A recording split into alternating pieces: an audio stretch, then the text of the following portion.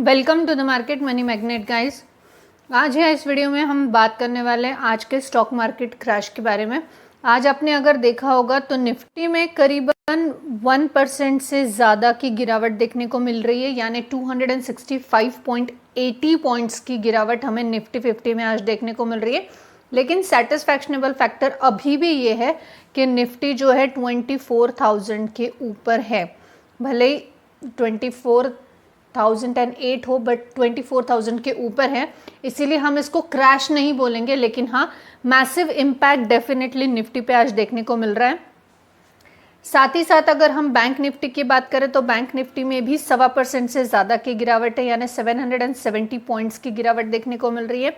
Sensex का हाल भी कुछ इस तरह का ही है, मोर देन 700 पॉइंट्स की गिरावट, यानी 1% से ज़्यादा की गिरावट हमें सेंसेक्स में भी देखने को मिल रही है।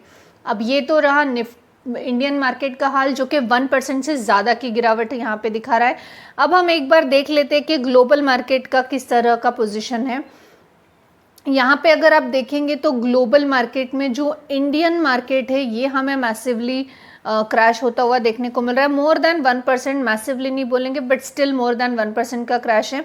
वहीं पे डो जोन्स की बात करें या हम नैस्डैक S&P 500 की बात करें तो यहाँ पे ये पॉजिटिव में देखने को मिला है हमें। कल स्टिल इंडियन मार्केट में निगेटिविटी देखने को मिल रही है। उसके अलावा मैक्सिमम मार्केट जो आप है देखेंगे यहाँ पे वो पॉजिटिव में है। तो इंडियन मार्केट में निगेटिविटी के पीछे का कारण क्या है? तो इंडियन मार्केट की निगेटिविटी के पीछे 5 मोस्ट इम्पॉर्टेंट रीजंस है। आज वो हम सारे देखने वाले वन बाय वन। तो चलिए इंडियन स्टॉक मार्केट के क्रैश के पीछे के 5 मोस्ट इम्पॉर्टेंट रीजंस हम देख लेते हैं, जिस वजह से इंटरनेशनल मार्केट से ज़्यादा इम्पैक्ट हमें आज इंडियन मार्केट पे देखने को मिल रहा है। सबसे first and most important reason रहा है इंडिया एंड पाक वॉर जो हो रहा है उसका बज़, यानी जो एस्केलेशन हो रहा है इंडिया पाकिस्तान कॉन्फ्लिक्ट के बीच में, जो इंडिया पे ड्रोन स्ट्राइक किए गए थे पाकिस्तान की तरफ से, इस वजह से जो वॉर है इसके रेज होने का फियर है, यानी बढ़ने का एक डर है। और इस वजह से जो अर्लियर मार्केट था उसको एक्सपेक्टेशन थी कि सर्जिकल स्ट्राइक के बाद में थोड़ा सा न्यूट्रल हो जाएगा मामला, लेकिन यहाँ पे जो है टेंशन अभी बढ़ चुका है। तो इस हिसाब से एक्सपेक्टेडली ये बोला जा रहा है कि वॉर होगी या वॉर स्टार्ट हो चुकी है। इस वजह से बहुत सारे जो इन्वेस्टर्स है ये अपना अपना प्रॉफिट बुकिंग करके मार्केट में से एग्जिट करना ज़्यादा प्रेफर करते हैं रादर देन वेट करना। तो ये सबसे पहला रीज़न हमें देखने को मिल रहा है। ये अविनाश गोरखकर की तरफ से आ रहा है। अभी अविनाश गोरखकर अगर कौन है तो ये प्रॉफिट मार्ट सिक्योरिटी के हेड देखने को मिलते हैं। जो दूसरा रीज़न हमें देखने को मिला है वो है no concrete outcome from the India US trade talks. India और यूएस का ट्रेड टॉक हुआ था, जैसे कि जापान के साथ हमारा ट्रेड टॉक सक्सेसफुल रहा, लेकिन वो यूएस के साथ जो हमारा ट्रेड टॉक था उसका कोई खास आउटकम देखने को नहीं मिला। इंडिया यूएस ट्रेड का डील जो था, टॉक जो था, वो उसमें अभी भी कोई खास आउटकम नहीं आया है। और ट्रैफिक अनसर्टेनिटी जो ट्रैफिक है ये अभी भी देखने को मिल रहा है और इस वजह से स्टिल प्रेशर देखने को मिल रहा है। और ऐसे में इन्वेस्टर का जो मूड है ये मनी को रिस्क असेट्स में डालना या इक्विटी में डालने का नहीं है, और वो अभी इसमें से एग्जिट करना प्रेफर कर रहे हैं या कीप अवे रहना। बहुत से लोग इन्वेस्ट नहीं कर रहे हैं, बहुत से लोग कीप अवे रहना प्रेफर कर रहे हैं। इस लिस्ट में जो हमारा थर्ड रीज़न है वो वैल्यू बाइंग इन क्रूड ऑयल्स प्राइस है, यानी जो क्रूड ऑयल का प्राइस था वो था अराउंड $75 पर बैरल का, और अभी वो $60 पर बैरल हो चुका है। तो इंटरनेशनल मार्केट में क्रूड ऑयल का वैल्यूएशन गिरा है, और इस वैल्यूएशन गिरने की वजह से ब्लैक गोल्ड, एक तरह का taking as a black gold इसको लिया जा रहा है।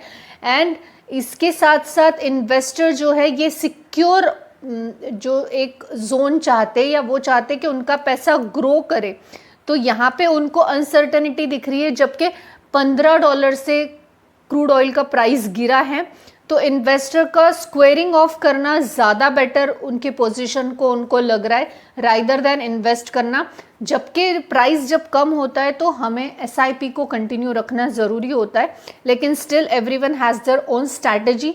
सो मैक्सिमम जो इन्वेस्टर्स है उसको स्क्वेयरिंग ऑफ करना उनकी पोजीशन को ज़्यादा बेटर लग रहा है इंडियन इक्विटी मार्केट में से, और इस वजह से हमें आज जो है इंडियन मार्केट में स्पेशली निगेटिविटी देखने को मिल रही है। जो फोर्थ रीज़न है वो है यूएस डॉलर के रेट बढ़ गए आफ्टर 90 डेज के जो पॉज था ट्रम्प के टेरिफ्स का, वो यूएस डॉलर इंडेक्स का विटनेस था जो कि शार्पर डिक्लाइन हमें देखने को मिला था, और डिक्लाइन के बाद आज अराउंड 98 लेवल हायर देखने को मिल रहा है यूएस डॉलर। ये अमेरिकन करेंसी जो है ये वापस एक बुल फॉर्म में आ गई है, यानी favourite and US dollar index के रेंज में। हम ये बोल सकते कि वापस जो यूएस करेंसी है वो फिर से स्ट्रॉन्ग पोजीशन लेते हुए देखने को मिल रही है, और इसका प्रेशर हमें सीधा सीधा दलाल स्ट्रीट पे देखने को मिल रहा है, यानी इंडियन मार्केट पे देखने को मिल रहा है। तो ऑब्वियसली यूएस मार्केट पे इसका असर निगेटिव कैसे दिखेगा जब उनकी करेंसी ही स्ट्रॉन्ग हो रही है। जो फिफ्थ एंड लास्ट रीज़न है ये है वीक ग्लोबल कर्व्स। अब ये भी जो है अविनाश गोराशकर जो है, जो कि प्रॉफिट मार्ट सिक्योरिटी के हेड है, उनकी तरफ से बोला जा रहा है कि एशियन मार्केट जो है इसमें अभी भी जो हैंगसेंग है इंडाइसिस और इसका ट्रेड रेड सिंह मॉर्निंग से ही हमें निगेटिव देखने को मिला, और साथ ही साथ हम बोलते हैं शंघाई का भी यानी चाइना मार्केट जो है ये निगेटिव में ही देखने को मिला है, और ये भी एक रीज़न हो सकता है दलाल स्ट्रीट का स्क्वेयरिंग ऑफ पोजीशंस को स्क्वेयरिंग ऑफ करने का।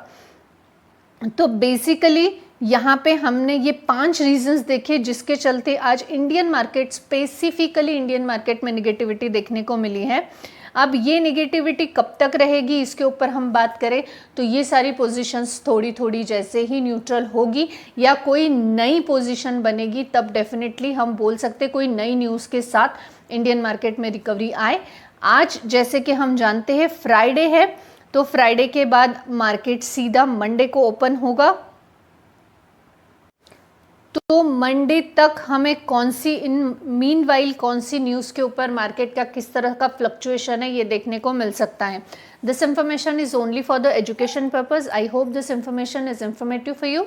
Thanks for watching.